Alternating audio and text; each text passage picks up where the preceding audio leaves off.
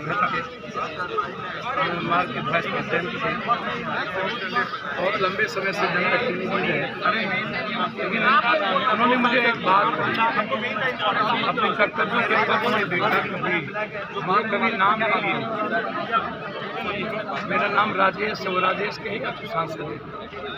घर का नाम कुमार साहब था, पप्पू कभी नहीं किया। उन्होंने कहा अपने कर्मों के सिर्फ विमुख मत होना, और जो सोसाइटी तक ऐसी चीज़ों में आम आदमी से बचना चाहते हैं, कभी किसी बीमारी के बहाने, कभी किसी घटना के बहाने, कोरोना के बहाने, बाढ़ के बहाने, इससे बहुत लोग सफ़र कर जाते हैं। दूसरी बात उन्होंने एक बात कही कि मुझे कि छोटी उम्मीद में ज़िंदगी होती है, छोटी उम्मीदों का ख्याल ज़्यादा रखना।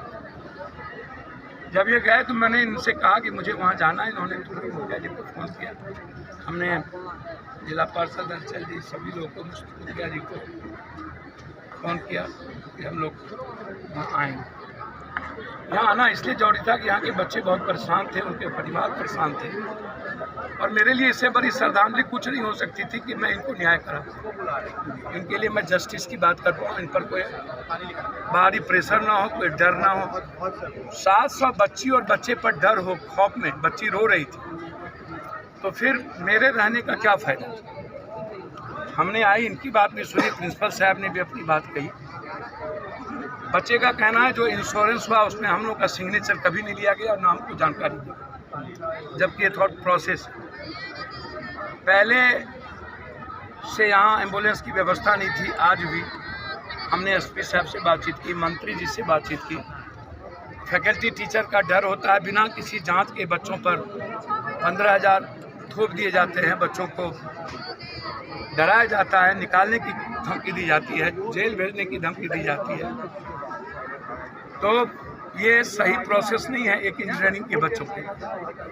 वह कल के भविष्य हैं, कल वो भी फैकल्टी टीचर होंगे, बड़े वैज्ञानिक होंगे, बड़े इंजीनियर होंगे, और वो यदि परेशान हाल में पढ़ेगा तो वो सही दिशा में नहीं जाएगा। इसीलिए प्रिंसिपल साहब की भावनाओं के अनुसार हमने मंत्री जी से बातचीत करके उनको सारी जानकारी दे दी, वीडियो भी भेज दिया। प्रिंसिपल साहब की भावनाओं के अनुसार हमने अपने लीडर कांग्रेस नेता जाकिर जी, यहाँ के वर्तमान मुखिया जी जो बुजुर्ग हैं, और विक्टर जी एक छात्र लीडर, और 5 बच्चे और एक प्रिंसिपल और 2 फैकल्टी टीचर। कल 10 बजे वार्ता होगी। एक दिन का मैंने कहा हड़ताल रिक्वेस्ट किया है, कल हम मंत्री जी से बातचीत भी हो जाएगी, और कल जो निर्णय और जो बात हमारे सामने हमारे भाई लोग रखेंगे उस पर मैं आगे मंत्री जी से कार्रवाई। एम्बुलेंस आ गई, हम लोगों ने कर दिया, नहीं होता तो हम अभी दे के जाते एम्बुलेंस। अब चिंता न करिए। मानवता का हीन करने वाला जो 45 मिनट तक वो बच्चे जो जमीन पे तड़पते रहे, लेकिन सर वो बहुत बड़ी घटना है, ये नहीं हुई। वो बहुत बड़ी घटना है। सवाल अब वो बच्चे नहीं रहे, उनके मुआवजा की बात हमने मंत्री जी से की है। प्रिंसिपल साहब ने कहा कि हम लोगों ने उनके मुआवजा के लिए लिखा है, लेट कर दिए वो बहुत बच्चे, अब उस लौट के नहीं आएंगे।